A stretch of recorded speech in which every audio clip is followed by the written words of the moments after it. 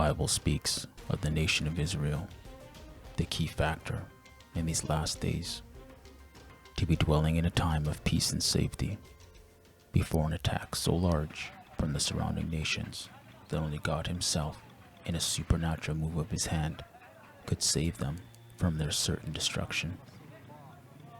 They come to take Israel's wealth and to plunder their land. For as we speak, with the help of its newly emboldened ally, the United States of America, with Donald Trump at the helm, the tiny nation is on its way to a time of peace and rest and prosperity like it has never seen before since its rebirth as a nation in 1948.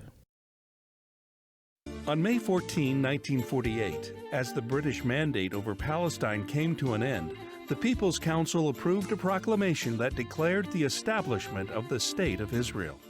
And the word of the Lord came to me, saying, Son of man, set your face toward Gog of the land of Magog, the prince of Rosh, Meshech, and Tubal, and prophesy against him, and say, Thus says the Lord God, Behold, I am against you, O Gog, prince of Rosh, Meshech, and Tubal. I will turn you about and put hooks into your jaws, and I will bring you out, and all your army, horses and horsemen, all of them, splendidly attired, a great company with buckler and shield, all of them wielding swords. Persia, Ethiopia, put with them, all of them with shield and helmet. Gomer with all of its troops, Beth Togarmah from the remote parts of the north with all of its troops, many peoples with you. Be prepared and prepare yourself, you and all your companies that are assembled about you, and be a guard for them. After many days you will be summoned. In the latter years you will come into the land that is restored from the sword, whose inhabitants have been gathered from many nations to the mountains of Israel, which have been a continual waste.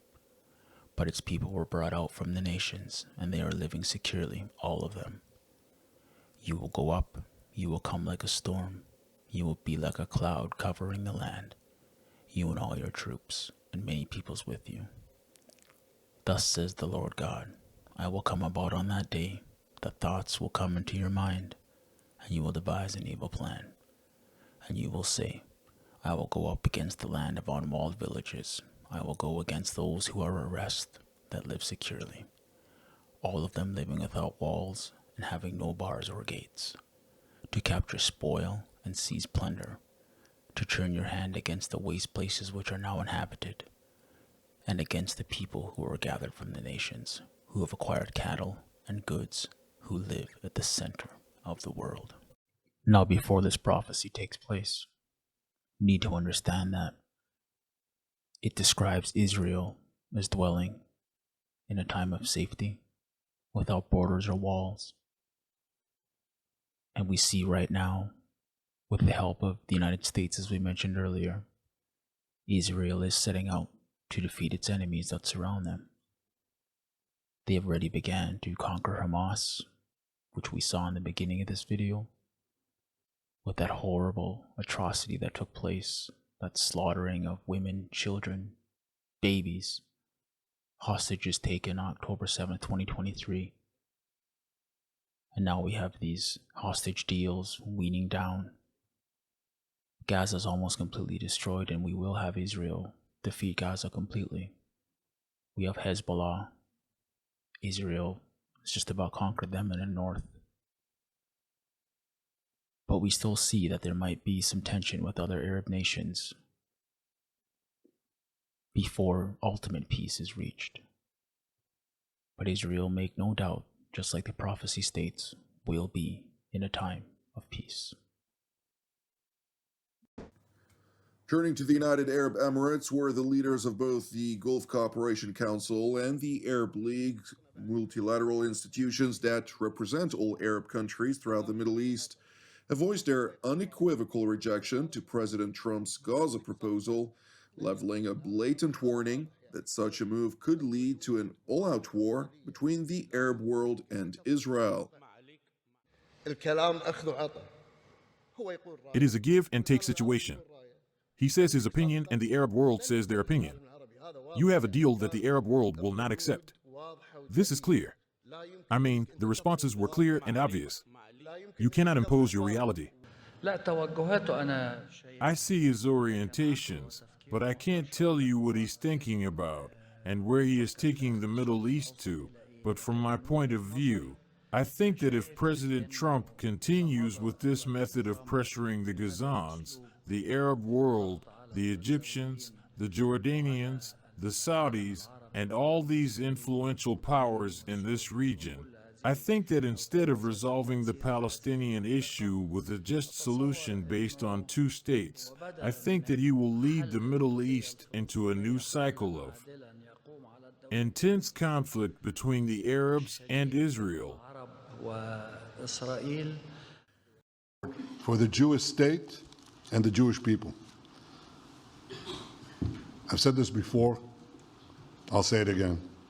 You are the greatest friend Israel has ever had in the White House.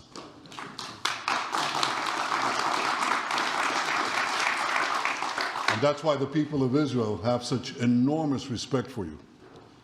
In your first term, you recognized Jerusalem as Israel's capital. You moved the American embassy there. You recognized Israel's sovereignty over the Golan Heights. You withdrew from the disastrous Iran nuclear deal. I remember we spoke about it. You said, this is the worst deal I've ever seen. I'm elected, I'm walking out of it. That's exactly what you did. And I think it speaks loudly for just common sense, just looking at things and seeing them as they are. And of course, you also brokered the groundbreaking Abraham Accords in which Israel made peace with 4 Arab states. We did this in 4 months.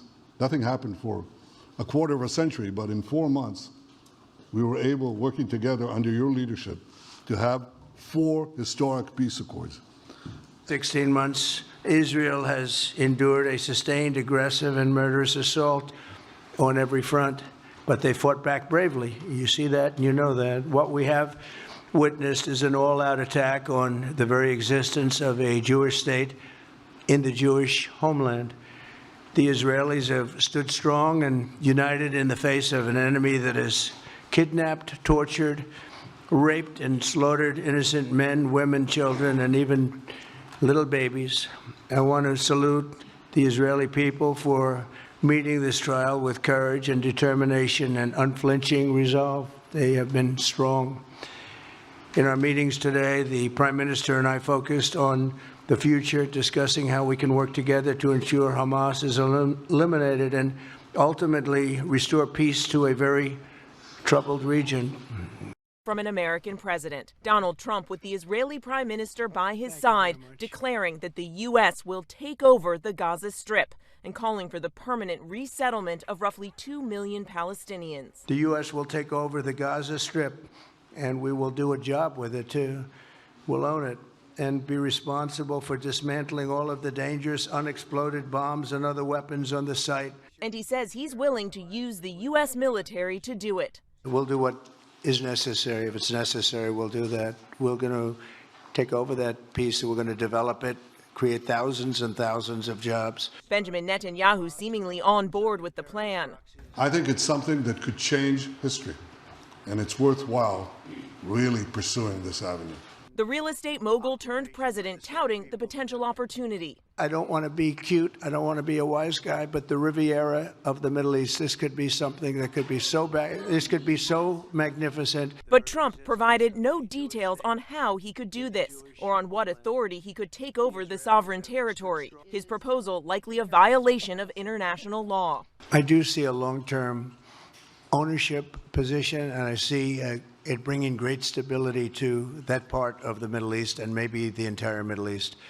And everybody I've spoken to, this was not a decision made lightly. The big question, who would live there? Trump broadly suggesting everyone is welcome, but he made it clear the Palestinian residents of Gaza should leave and relocate elsewhere. There are many of them that want to do this and build various domains that will ultimately be occupied by the 1.8 million Palestinians living in Gaza, ending the death and destruction and, frankly, bad luck. This can be paid for by neighboring countries of great wealth Hours earlier in the Oval Office, the president argued Palestinians have no choice but to leave Gaza. It's a pure demolition site. As we heard stated from the Arab leaders at the World Summit 2025, there will be tension if Benjamin Netanyahu and Donald Trump go forward with their plan to take over Gaza. What we know is that prophecy we just read says there will be peace in Israel. So we know somehow, some way, they succeed and they wipe these enemies out before this great prophecy is fulfilled, where many other nations march against Israel. That God at that time will show himself to the entire world. We're living in interesting times. Very interesting times. Let's look up. Jesus is coming.